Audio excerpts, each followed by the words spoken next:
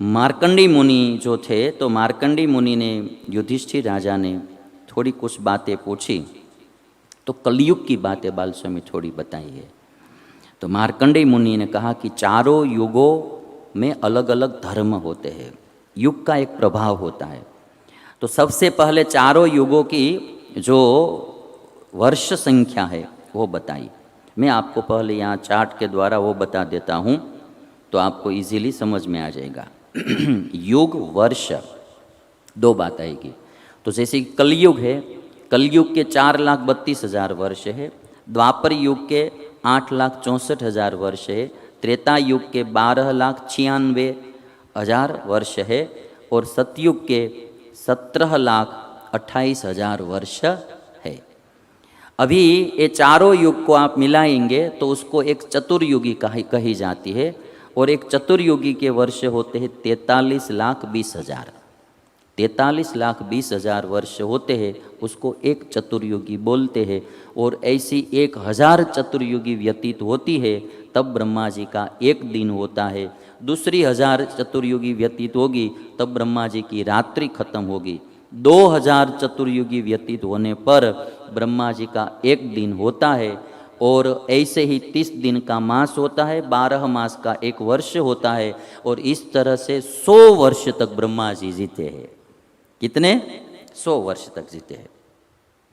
अब जो मनुष्य मानव वर्ष जो है युग के अनुसार, तो मानव वर्ष में जो है कलयुग में मनुष्य की उम्र 100 वर्ष की होती है, द्वापर युग में 1,000 वर्ष की, त्रेता युग में 10,000 वर्ष की, और सतयुग में 1,00,000 वर्ष की होती है।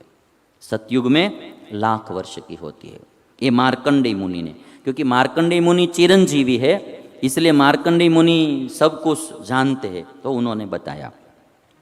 मार्कंडेय मुनि ने एक बात बताई युधिष्ठिर राजा को कि सत्य हान्या ततस्तेषाम आयुरल्पम भविष्यति। कलयुग में सत्य की हानि होगी, मानव की उम्र अल्प होती जाएगी। लोभ क्रोध परामूढ़ा कामासक्ताश्च मानवाः वैरबद्धा भविष्यन्ति परस्पर वधेशिणः। लोभ और काम बढ़ जाएगा कलयुग में, लोभ क्रोध और काम बढ़ जाएगा।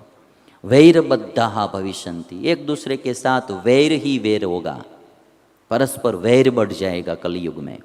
और परस्पर वधेशिणः, एक दूसरे को मारने के लिए ही तैयार रहेंगे, बस वध ही करना, थोड़ी थोड़ी बात में, छोटी छोटी बात में एक दूसरे का वध करते रहेंगे। अन्योन्यम परिमुष्णन्तो हिंसयन्तश्च मानवाः अजपानास्तिकास्तेना भविष्यन्ति युगक्षये। और जब कलयुग का अंत होगा, कलयुग का अंत होगा, तो कहते हैं कि एक दूसरे को लूटेंगे लोग, और एक दूसरे की हिंसा करेंगे, और अजपा, कोई भगवान का नाम जप नहीं करेगा, नास्तिक हो जाएंगे प्रायः लोग, नास्तिका, स्तेना એટલે चोर हो जाएंगे, ये सब ऐसा हो जाएगा। और एक बात बताई, प्रजा वर्ण संकर हो जाएगी कलयुग में। गायों के नष्ट हो जाने से मनुष्य भेड़ बकरी के दूध पिएंगे, गायों के नष्ट हो जाने से मनुष्य भेड़ बकरी के दूध पिएंगे। जैसे जैसे कलयुग का एंड आएगा ना, तब पिता पुत्र का और पुत्र पिता का वध करके भी उद्विग्न नहीं होंगे, एक दूसरे को मारकर भी उद्विग्न नहीं हो। आजकल तो ऐसी ऐसी घटना घट रही है, मारकर पुलिस स्टेशन पहुंच जाते और कहते देखो इसने मैंने मारा है, अब जो करना है सो कर लो, अब जो करना है सो। ऐसे लोग हो गए आजकल, तो मार के वो अपने आप ही चले जाते पुलिस स्टेशन में, बोल देते भाई इसकी हत्या मैंने की है। ऐसे लोग हो जाएंगे। और एक बात बताई, विधवानाम च वित्तानि हरिष्यन्ति मानवाः। विधवा नारी की भी संपत्ति हड़प लेंगे लोग, विधवा का भी छोड़ेंगे नहीं। विधवानाम च वित्तानि हरिष्यन्ति मानवाः। अभी विधवा होती है तो बेचारी क्या सोचती है कि कहीं ब्याज पर पैसा दे दे या कहीं धंधा में थोड़ा लगा दे तो हमारी इनकम होती रहेगी, आए तो हमारा घर चलता रहेगा, तो वो लोग वो भी हड़प लेते हैं। भार्याश्च पति शुश्रूषाम न करिष्यन्ति संक्षये। पत्नी पति की सेवा नहीं करेगी, पहले के ज़माने में मुन्ना भाई ऐसा था, पत्नी पैर दबाती थी पति का शाम को और भाव से सेवा करती थी। अब वो नहीं होगा। अब तो लिव इन पार्टनरशिप हो गया न। पहले से ही पार्टनरशिप ही होती है, आधा आधा ही, बर्तन भी आधा आधा मांजना, रसोई भी आधी आधी करनी, सब आधा आधा हो जाएगा। फिर एकदम अर्धांगनी हो जाएगी। अभी आप देख एकदम न विश्वसंती चान्योन्यम, एक दूसरे का कोई विश्वास नहीं करेगा कलयुग के एंड में। न विश्वसंती चान्योन्यम युगान्ते पर्युपस्थिते अन्योन्यम न सहिष्यन्ति युगान्ते पर्युपस्थिते। एक दूसरे का कोई बिल्कुल सहन नहीं करेंगे। छोटी छोटी बात में उसको दुख लग जाएगा और गुस्सा आ जाएगा, संबंध टूट जाएगा। कोई किसी का कुछ भी सहन नहीं करेंगे। पति पत्नी भी एक दूसरे का सहन नहीं करेंगे, पिता पुत्र भी एक दूसरे का सहन, भाई भाई भी। सहन शक्ति बिल्कुल नष्ट हो जाएगी दिन प्रतिदिन। असहिष्णुता बढ़ जाएगी सभी समाज में। और कहा है कि पत्नी अपने पति से और पति अपनी पत्नी से संतुष्ट नहीं होंगे। कलयुग में पत्नी अपने पति से और पति अपनी पत्नी से संतुष्ट नहीं होंगे। बस दूसरी जगह पर ही उसको अच्छा लगेगा। अपना पति और अपनी पत्नी अच्छी नहीं लगेगी। लोगों की आयु अधिक से अधिक 16 वर्ष की हो जाएगी बालचंद। लोगों की आयुष 16 वर्ष। 16 वर्ष में सब कुछ कर लेने का। महाभारत में ऐसा लिखा है, पंचमेवाथ षष्ठे वा वर्षे कन्या प्रसूयते। 5वें या 6 वर्ष की उम्र में ही कन्या प्रसूति कर देगी, प्रसूता हो जाएगी 5वें या 6ठे वर्ष में। 7 वर्षाष्ट वर्षाश्च प्रजास्यन्ति नरा तदा। 7 या 8 वर्ष का बालक ही पिता बन जाएगा। अभी 12-13 में तो आ गया है।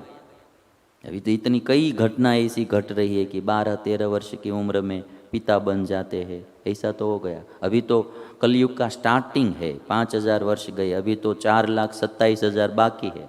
अभी क्या होगा, कैसा होगा। अच्छा है हम तो पहले चले जाएंगे तो कुछ देखना नहीं होगा, अब फिर यहाँ आना नहीं है, इसलिए अच्छी बात। बाकी ये बहुत भयंकर कलयुग का वर्णन सब शास्त्रों में बताया है। स्त्रियाँ वैश्यावृत्ति अपना लेगी, स्त्रियाँ वैश्यावृत्ति अपना लेगी। हाँ, उसका तरीका अलग अलग होगा, किंतु एक प्रकार की वो वैश्यावृत्तियाँ ही होगी। ऐसा तरीका बदल जाता है। लोग कोई उसको वो नहीं मानते, किंतु वो एक प्रकार का वही शरीर को बेचकर जो काम करना होता है। शरीर ईश्वर ने जो दिया है, मानव शरीर, वो ईश्वर की आराधना करने के लिए दिया है, भगवान की भक्ति करने के लिए दिया है। इस शरीर को जो बेचते हैं वो अच्छा नहीं। धन के लोभ से क्रय विक्रय में सभी सबको ठगेंगे। धन के लोभ से एक दूसरे को धोखा देंगे सब लोग, धन के बारे में ठगेंगे। एक दूसरे पर मिथ्या कलंक लगाने वाले लोग हो जाएंगे। मिथ्या कलंक, बस बदनाम ही करो सबको। स्वयं अच्छा जीवन जिएंगे नहीं, कोई अच्छा जीवन जी रहा है तो उस पर मिथ्या आरोप डालकर, मिथ्या कलंक लगाकर उसको भी बदनाम करो। ये कलयुग का वातावरण सब ऐसा बनेगा।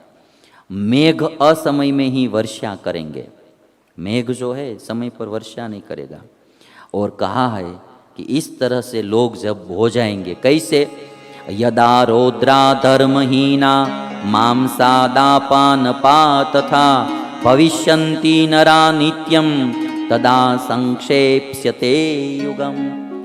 क्रूर हो जाएंगे लोग, धर्महीन हो जाएंगे, मांस भक्षी हो जाएंगे और मदिरा पानी हो जाए, मदिरा पान करने वाले हो जाएंगे। तब एक कलयुग का नाश होगा। कल्कि भगवान प्रकट होकर फिर सतयुग की स्थापना करेंगे, फिर सतयुग की स्थापना करेंगे।